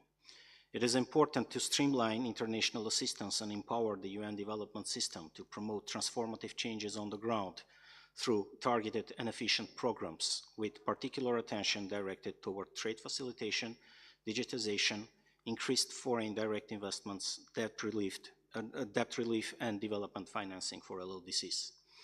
In this vein, the AWASA Program of Action provides a forward-looking and actionable roadmap to overcome these multifaceted challenges. The 5 priority areas of the new Program of Action directly address the most pressing needs of LLDCs. It identifies clear commitments to strengthen resilience, enhance connectivity, and advance structural transformation with a particular focus on responding to the socioeconomic consequences of emerging threats. Distinguished delegates, the topic of today's deliberations gives me an opportunity to once again highlight the great strategic importance of regional trade and transport routes that facilitate reliable, efficient, and multimodal connectivity. We understand that development of cross-border transport infrastructure is a lifeline for LLDCs that connects our people and economy to the broader region and the global marketplace. It is with that vision that the government of Armenia has developed the Crossroads of Peace project, which aims at contributing to intra-regional and global trade by establishing trade and transport connectivity in the South Caucasus with full respect for state sovereignty, territorial integrity, and national jurisdiction. The implementation of the Crossroads of Peace projects, including its integral component, the trip route, will significantly transform the region's transport and logistics infrastructure due to the formation of additional branches of various international routes, which will positively affect the growth of the speed and volume of cargo transportation and will reduce the time and the costs of their transportation. We also fully realize that physical infrastructure alone is not sufficient. To achieve predictable transit times and low transaction costs, we prioritize the continued development of the so-called soft infrastructure, such as cross-border facilitation, institutional regulations, and digital systems. Armenia has been modernizing its national single window and custom systems to enable paperless trade and faster processing of transit cargo and improving transparency. Measures are also taken to develop intelligent transport systems for traffic management and incident response, as well as expanding e-platforms for customs clearance and cargo trafficking. These national systems provide the foundation for cross-border interoperability with neighboring countries and with regional frameworks. We're convinced that the combination of coherent national reforms, digital innovation, climate-resilient infrastructure, and inclusive regional cooperation can transform connectivity initiatives into tangible development outcomes. In conclusion, let me reiterate Armenia's commitment to work closely with the UN ESCAP and all interested partners to promote equitable, inclusive, and non-discriminatory regional and global connectivity as means of achieving sustainable development, regional solidarity, and shared prosperity. I thank you. Thank you for your statement. The next speaker is His Excellency Mr. Herman Simmons Jr. from Micronesia. The floor is yours. Mr. Chairman, Excellencies, distinguished delegates, ladies and gentlemen. On behalf of the government of the Federated States of Micronesia, I am honored to speak on the agenda item number 4. As a small highland developing state, Micronesia has an open but still limited economy. We clearly see how global tensions, supply chain disruptions, rapid technology change, and climate impacts increase our trade costs, create unstable prices, and weaken our connections to the global market. Micronesia is far from major markets, has a small population, and relies on only a few products and trade routes. This makes us highly vulnerable during uncertainties and global crises as it is happening in this world. In Micronesia, our economy depends heavily on fisheries, access fees, and tourism, both of which are easily affected by climate events, rising fuel costs, and changes in demand. Micronesia's geographical isolation also makes shipping slow and expensive. In Micronesia, this means fewer ship visits, high cost, and unreliable schedules, making it difficult for businesses to grow and diversify. At the same time, Micronesia faces a serious digital cap. Many countries like ours rely on a single submarine cable and have limited internet access. While the East Micronesia cable will improve our connectivity, it also highlights how fragile our system remains today. Climate change further increases our vulnerabilities. Our ports and coastal infrastructures are among the most at risk in the world. Damage to just one port or road can disrupt the supply of essential goods like food and fuel. In response to these challenges, Micronesia is working to strengthen our transportation system by making ports, roads, and more climate resilient infrastructures while addressing long-standing challenges such as aging equipment and limited service. Micronesia aims to promote greener and more efficient shipping. Through regional partnership, we are working to reduce fuel dependence, low cost, and improve reliable while also simplifying procedures through digital systems. Micronesia is investing in a strong digital connectivity by advancing the Eastern Micronesia cable and building support infrastructure. We are also promoting digital skills, secure online systems, and inclusive access that more people can benefit from the digital economy while advancing artificial intelligence. Excellencies, Micronesia is working towards improving trade processes by modernizing custom systems, reducing paperwork, and strengthening coordination across sectors to create a more connective and efficient system. In closing, Micronesia cannot achieve these goals alone. Regional cooperation and shared solutions are essential and is indispensable to trade and connectivity challenges. We remain committed to work with ESCAP, our partners, and neighboring islands, and international partners to build strong and more sustainable connection, leaving no one behind. Kalangan, and I thank you, Mr. Chairman.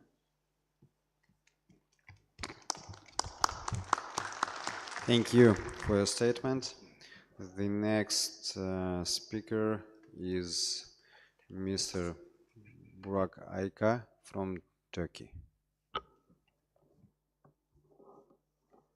Thank you, Mr. Chair. Dear ministers, distinguished delegates, firstly, I would like to thank the Azerbaijan and the Thailand for the pleasant evening reception yesterday.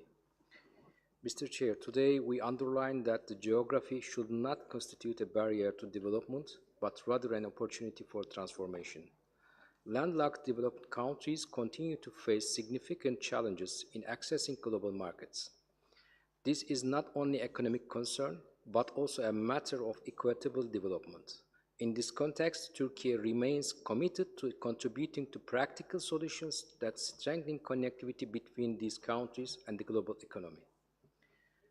Against this backdrop, this sustainable development, economic diversification, and the effective integration of landlocked countries into the global trading system depend on improving access to safe, seamless, and predictable transport. Strengthening the multimodal transport corridors, integrating cross-border infrastructure, and deepening regional cooperation should therefore be among our key priorities. Turkey acts with a vision that facilitates access to international markets, enhances connectivity, and supports the regional prosperity, particularly through initiatives such as the Trans-Caspian East-West Middle Corridor. Mr. Chair, I would like to share the concrete examples and the proposals for enhancing our connectivity. While serving as a bridge between Europe and Asia, Turkey also opens a gateway through its ports to trade between Central Asia and the American continent, including seats such as Trinidad and Tobago. At the same time, Turkey is developing routes that will increase the trade volumes between Central Asia, South Caucasus, the Middle East, and East Africa. Enhancing connectivity is not only beneficial for these regions, but is also crucial to addressing the specific challenges faced by the LLDCs and SIDS. For instance, such initiatives contribute to more accessible and efficient transport routes, extending the benefits even to geographically distant partners such as Comoros. I would also like to draw your attention to our ongoing efforts regarding the road and rail to enhance the land transport connectivity between ASEAN countries and the European continent. This initiative offers further opportunities for strengthening the inter-regional trade and cooperation. In addition to all these, Turkey acknowledges that the need to rethink and reshape the connectivity of SIDS and the less developed coastal countries, traditionally dependent on the long-duration transport around acceptable transport times. Can you imagine that in order to transport containerized cargoes between two countries situated on the same continent and share the same coastline, it must be first routed to another continent before eventually arriving to its point of the destination? This dependency must be fundamentally transformed. Mr. Chair and distinguished delegates, Turkey recognized that the LDCs, and the SEEDs are at the front line of the climate change impacts despite their minimal contribution to global emissions.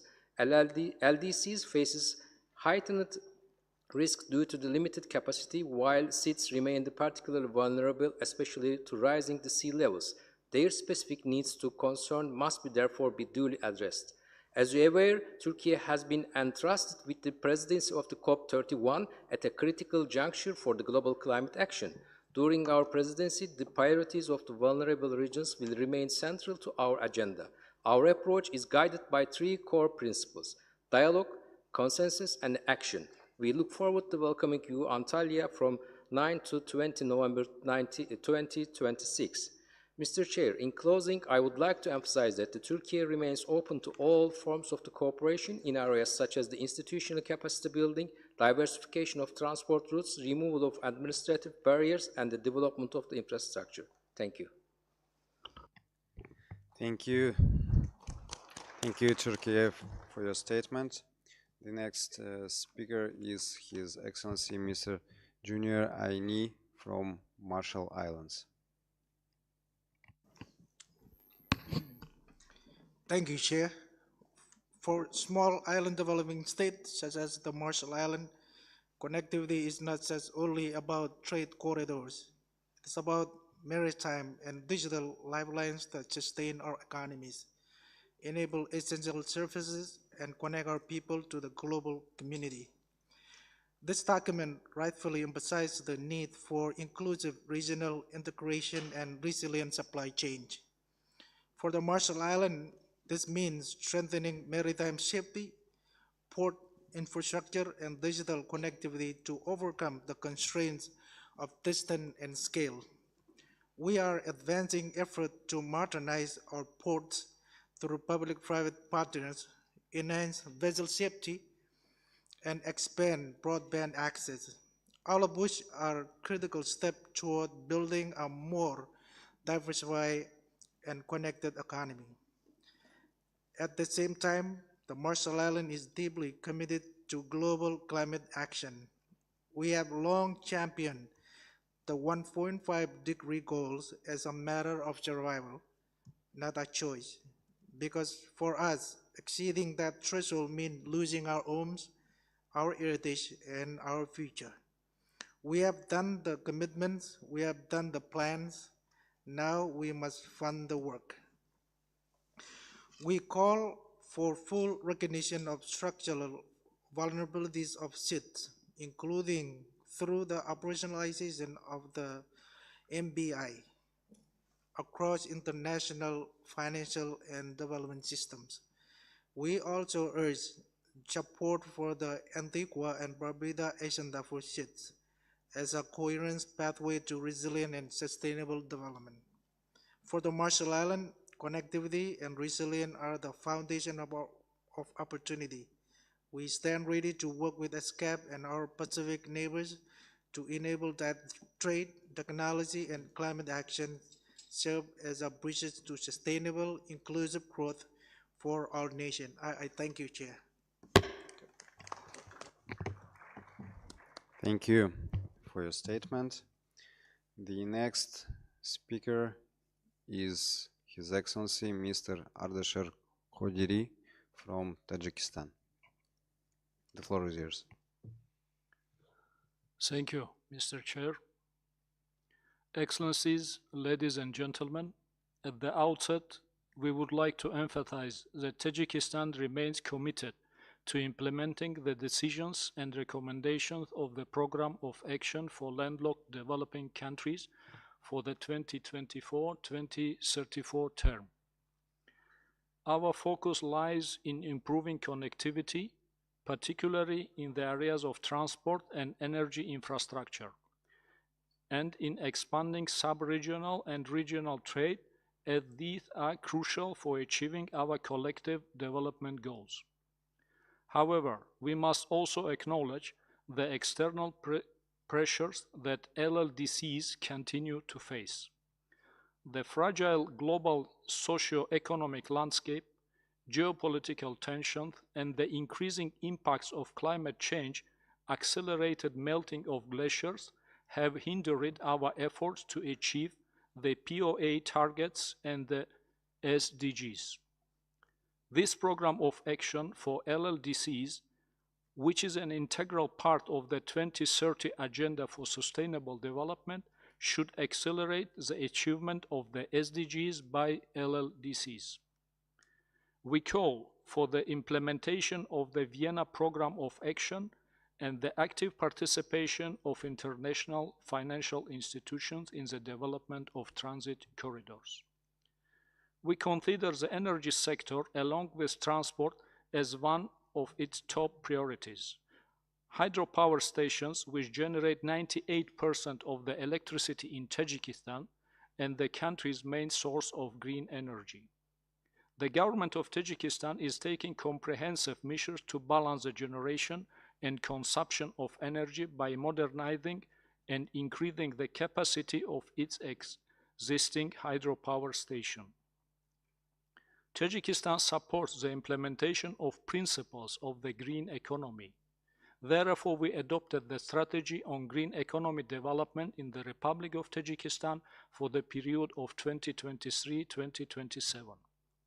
It is necessary to encourage, promote, and invest in every possible way in increasing the share of renewable energy among LLDCs, in the transfer of modern and advanced technologies to improve the efficiency of energy supply and energy saving. We have long been a leader in advancing sustainable water management, driven by our abundant freshwater resources. We actively promote international water initiatives and support efforts to achieve Sustainable Development Goal number 6, SDG 6. At the initiative of the President of Republic of Tajikistan, the UN General Assembly declared 2025 the International Year of Glacier Conservation. We call on all LDC countries and LLDCs to actively engage in the creation of a trust fund to support efforts to monitor and protect the cryosphere. Through our leadership in the International Decade for Action, Water for Sustainable Development 2018-2028, the Dushanbe Water Process, and as a host for the 2028 UN Water Conference, Tajikistan remains dedicated to advocating for increased global financial support to bridge the financing gap and achieve SDG 6 effectively. It is worth mentioning that to support the implementation of the Water Action Decade, the government of Tajikistan plans to host the 4th International High-Level Conference on the implementation of the Decade of on 25-28 May 26 in Dushanbe. Taking this opportunity, we would like to invite all esteemed member states, representative of international and regional entities, as well as stockholders, to participate at the appropriate level in the 4th International High-Level Conference in Dushanbe. And before I complete my speech, allow me to mention just 2 more points. Although Tajikistan is a mountainous country, we feel a close connection with small island states. Melting our glaciers and rising sea levels are 2 sides of the same climatic coin. We support the adoption of the Multidimensional Vulnerability Index, MVI, which will allow aid to be distributed based not only on the level of GDP, but also on the real risk our countries face. We share the view that the current international financial system does not fully meet the needs of vulnerable countries. New debt restricting mechanisms are needed for LLDCs and LDCs, which allow the released funds to be used for climate adaptation and social needs. I thank you for your attention. Tajikistan, thank you for your statement. The next speaker is Mr. Tri Purnajaya from Indonesia. The floor is yours. Thank you, Mr. Chairman, Excellencies and distinguished delegates. Indonesia welcomes and appreciates the discussion under Agenda Item 4. We recognize that these countries face disproportionate vulnerabilities arising from, among others, geographical constraints, limited market size, supply chain disruptions, and increasing climate-related shocks. Indonesia fully supports the call for stronger regional cooperation, trade diversification, and cross-border connectivity as practical means to build resilience and reduce dependency on a narrow range of sectors and corridors. We underline the critical importance of coherent institutional frameworks, capacity building, and technical assistance to help countries in special situations implement their development priorities more effectively. For Indonesia, leaving no one behind means ensuring that development cooperation is inclusive, equitable, and responsive to the needs of the most vulnerable. In this regard, Indonesia stands ready to share experience and contribute to regional efforts through South-South and triangular cooperation, including in areas such as connectivity, disaster resilience, sustainable livelihoods, and community-based development.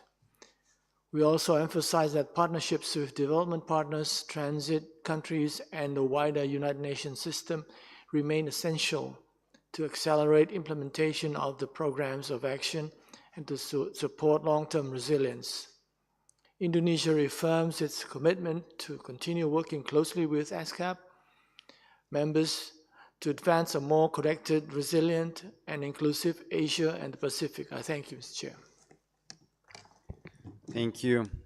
Thank you for your statement. The next speaker is His Excellency Mr. Dan Bahadur Oli from Nepal. Mr. Chair, distinguished delegates, as a landlocked developing country and the least developed countries and the path to graduation, Nepal aligns with the shared concern of LDCs and LLDCs. We thank the Secretariat for a comprehensive report under this agenda. It clearly underscores the urgency of fostering resilience through the trade diversification and strengthen cross-border connectivity. Countries in a special situation continue to face deep-rooted structural challenges, geographical isolations, high trade transit costs, limited productive capacities, dependence on narrow range of markets. The constraints expose our economies to multiple external shocks, climate change, supply chain disruptions, global uncertainty. For landlocked developing countries like Nepal, these challenges are even more pronounced. Lack of direct access to sea increases the cost, dependence on transit routes creates delay and uncertainties. Fragile infrastructure limits integrations into regional and global value chain. Landlockedness must not mean being opportunity locked. We believe that with the right policies, partnerships, we can transform our economies from landlocked to land-linked, for transit-dependent to trade competitive, from vulnerable to resilient. The report rightly emphasizes in the integration approach to connectivity, physical, institutional, and digital. These must advance together. Nepal therefore underscores the importance of investing in resilient infrastructure, expanding transport corridors, streamlining border procedures, digitalizing trade systems, bridging the digital divides. Trade and transits are lifeline for our countries like ours. Yet we participate in our participation in global trade remains limited. This imbalance must be addressed through stronger cooperation, targeted investment, and sustained political will. Climate change further compounds our vulnerabilities. Nepal contributes negligibly to global emission, yet we are among the most affected. Our glaciers are melting, disasters are increasing, infrastructures are being damaged, trade routes are being disrupted. These impacts are not only environmental, they are economic and social. They threaten our development gains. We need urgent global actions, scaled up climate finance, enhanced support for adoption, stronger efforts to build resilience across all sectors. Nepal is on the path towards graduation from LDC status. This is a significant milestone, but it also presents new challenges: loss of preferential market access, reduced concessional financing, increased compliance requirements.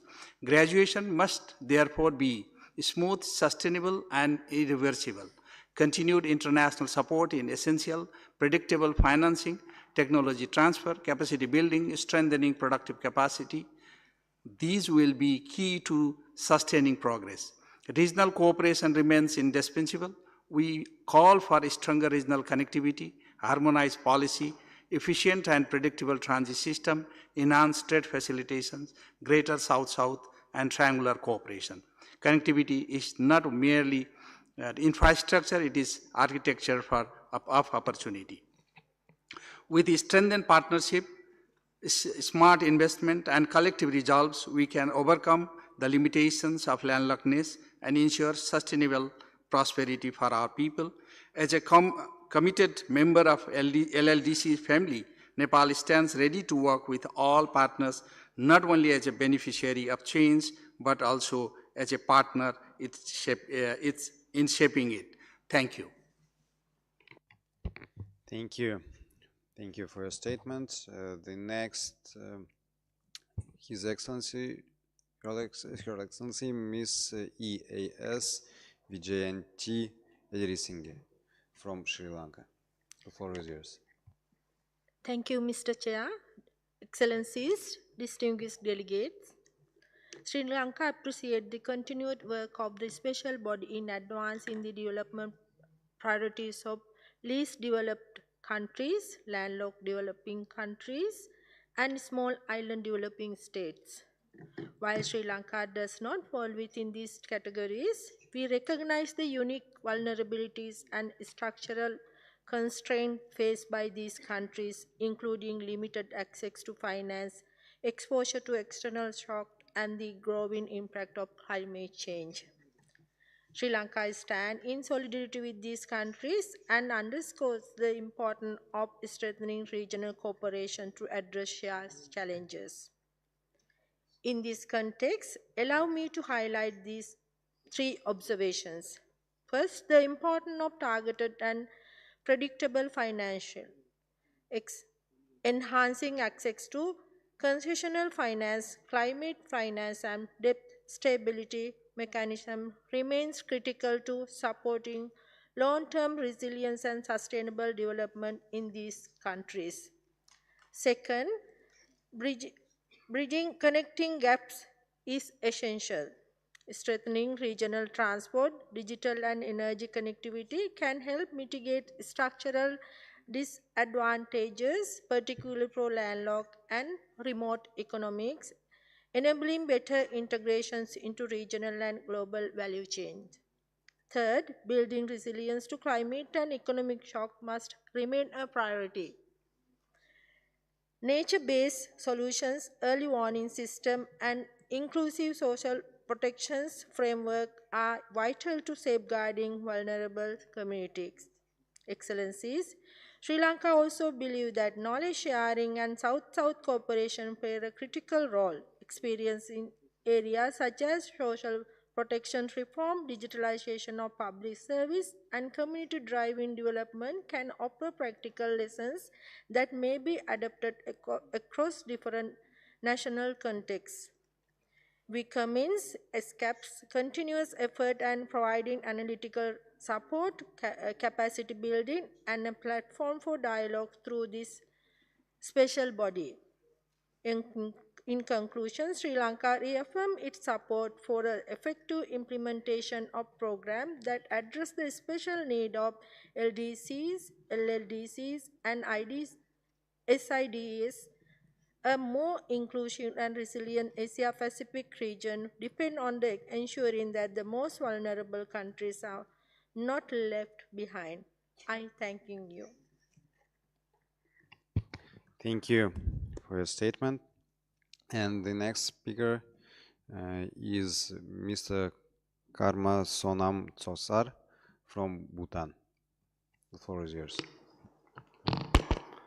Thank you, Mr. Chair. Excellencies, distinguished delegates, as a landlocked country, Bhutan's journey has never been without constraint. Geography has shaped our choices. Distance has tested our resilience. Yet we have never allowed this constraint to define our destiny. Today, we are strengthening our economy through diversification, deepening regional connectivity, and building long-term resilience. In this effort, we are grateful for the steadfast support of ESCAP. Guided by our development philosophy of gross national happiness, Bhutan pursues growth that is not only strong, but sustainable and inclusive. While hydropower remains our economic backbone, we are expanding into agriculture, textile, handicraft, and tourism, creating new opportunities for our people. At the same time, we are modernizing trade, improving infrastructure, streamlining customs, and embracing digital transformation. We are also strengthening connectivity, particularly with India. New railway links and improved transit arrangements will reduce cost, expand market access, and bring Bhutan closer to the region and the world. A defining moment in our journey is the Galifu Mindfulness City, an ambitious initiative envisioned by His Majesty the King. This is more than a project. It is our vision. A hub for sustainable investment, a center for innovation and green industry, a gateway to regional and global markets, and a model for development in harmony with nature and human well-being. Excellencies, Bhutan remains firmly committed to the Awaza Program of Action. Its priorities are embedded in our 13th Five-Year Plan and 21st Century Economic Roadmap. Going forward, ensuring that Bhutan's graduation from least developed country status in December 2023 is sustained and irreversible remains a national priority. Our experience offers three key lessons. Cooperation with transit neighbor is essential. Digital solutions can turn borders into bridges. Sustained investment in infrastructure and reforms builds resilience. Bhutan will continue to diversify its economy, strengthen connectivity, and integrate into global value chains. But we cannot do it alone.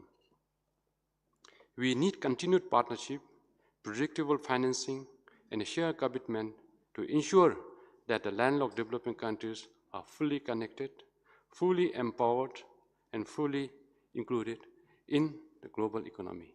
I thank you. Thank you for your statement. And the next speaker is Mr. Dong Wang from China. The floor is yours. Thank you, Chair. The world economy is in fragile recovery, facing intertwined challenges from climate change, energy supply, and food security. Countries in special situations, including least developed countries, landlocked developing countries, and small island developing states, face a tougher development environment. Asia-Pacific countries should act in the spirit of solidarity and cooperation to help these countries tackle challenges and promote sustainable development. We must firmly support the UN's central role in the agenda for countries in special situations, incorporate the needs of these countries into the priorities of international development cooperation, and encourage all stakeholders to jointly implement the Doha Program of Action for LDCs, the Awaza Program of Action for LLDCs, and the Antigua and Barbuda Agenda for SIDS. Where the international community must demonstrate more political will and take concrete actions, firmly oppose all forms of unilateralism and protectionism, and jointly build an open world economy. Developed countries should fulfill ODA targets, especially those for LDCs. Multilateral financial institutions and private sector should act together and make full use of South and triangular cooperation to achieve synergy. We need to create an international environment conducive to the development and revitalization of countries in special situations, uphold the global governance concept of extensive consultation, joint contribution, and shared benefits, and push for effective reform of the international financial architecture to provide more support to these countries. We should help enhance coordination of their development strategies, leverage their comparative advantage, and enhance connectivity. China has been a firm supporter of countries in special situations. Under the South-South cooperation framework, China supports their development efforts, helping LDCs integrate into the global trading system. China actively supports ESCAP's unique role, and through the China ESCAP Cooperation Program has provided funding for projects on structural transformation and climate financing.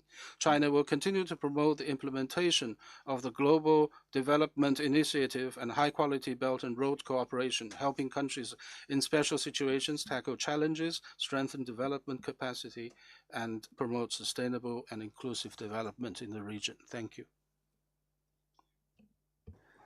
Thank you for your statement. And the next speaker is Mrs. Aruni Hiam from Thailand. The floor is yours. Excellencies, distinguished delegates, we meet at a time of the heightened global uncertainty, where the multiple challenges, including economic instabilities, climate change, and geopolitical tensions, are placing increasing pressure on all countries, particularly those in the special situations. These challenges underscore the urgent need to promote development pathways that are sustainable, inclusive, adaptable, and forward-looking. Thailand shares the view that trade diversification and cross-border connectivity are key drivers of the resilience. For least developed countries, landlocked developing countries, and small island developing states, expanding into higher value-added sectors, strengthening regional value chains, and promoting digital trade can unlock new opportunities for sustainable growth. In this context, regional and trilateral cooperation play a crucial role in bridging development gaps and advancing shared prosperities. Thailand, through the Thailand International Cooperation Agency, or TICA, remains committed to supporting LDCs, LLDCs, and SIDS through capacity building, technical cooperation, and knowledge sharing. Our development cooperation efforts focus on areas such as sustainable economic development, agricultural innovation, social inclusion, and community-based economic empowerment. We work closely with development partners to deliver tailored, demand-driven solutions that respond to the needs of our partner countries. Through these initiatives, we emphasize practical and result-oriented approaches that not only deliver tangible outcomes, but also lay a strong foundation for long-term sustainable development. Equally important is our shared commitment to leaving no one behind. Advancing a society for all ages requires inclusive policy that address the needs of vulnerable groups, including older persons, youth, women, and persons with disabilities.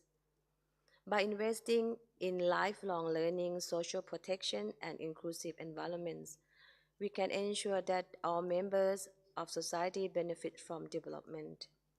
By strengthening trade diversification, enhancing connectivity, and fostering inclusive societies, we can achieve meaningful impact and ensure that no country and no person is left behind.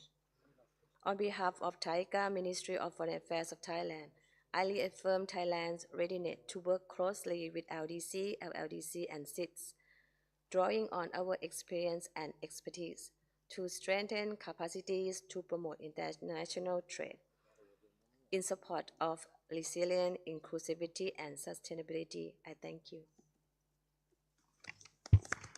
Thank you for your statement.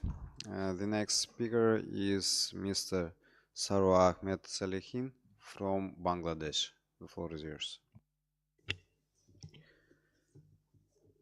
Mr. Chair, distinguished delegates, excellencies, ladies and gentlemen, Assalamu alaikum and very good afternoon.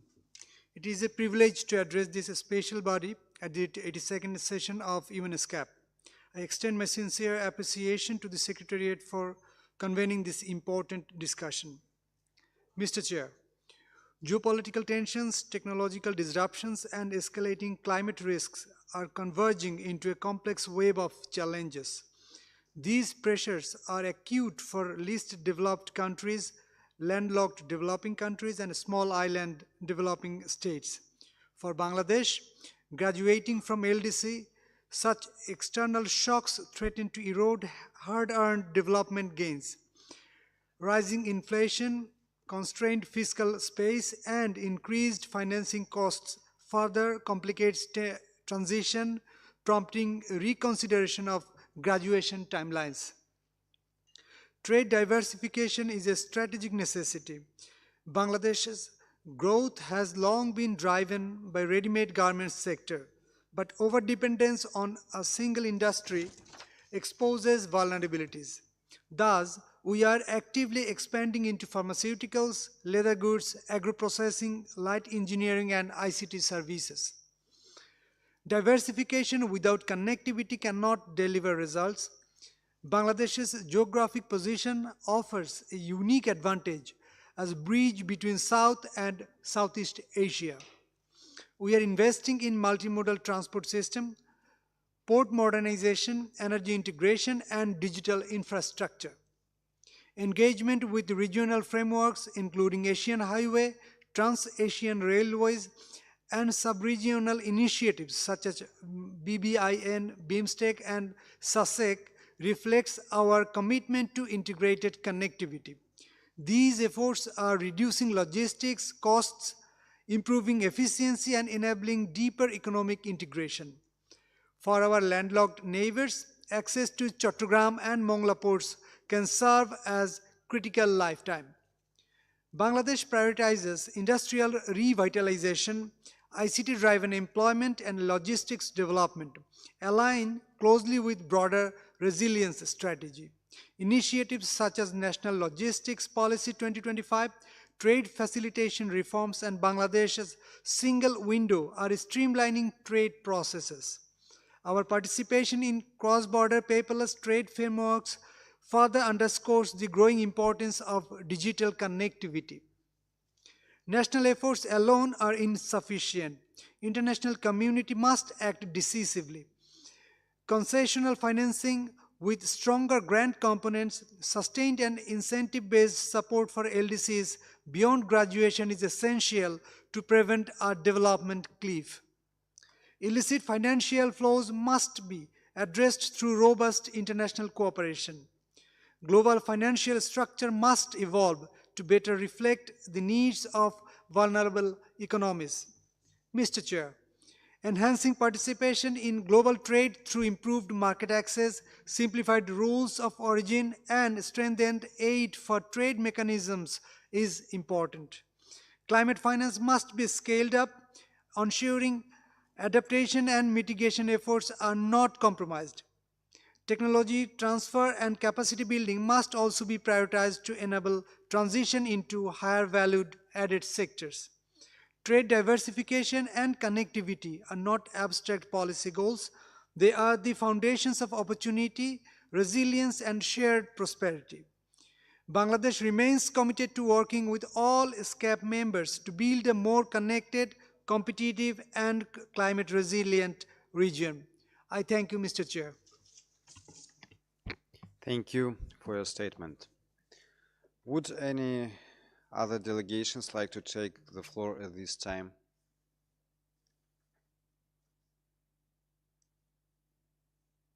Okay, I see none. This concludes our discussions under agenda item 4. Just before we adjourn for the day, may I call on the Secretary of the Commission to make an announcement. Thank you, Mr. Chair, and very good afternoon, distinguished colleagues. I'd like to make 2 announcements. Number 1, related to the working group on draft resolutions.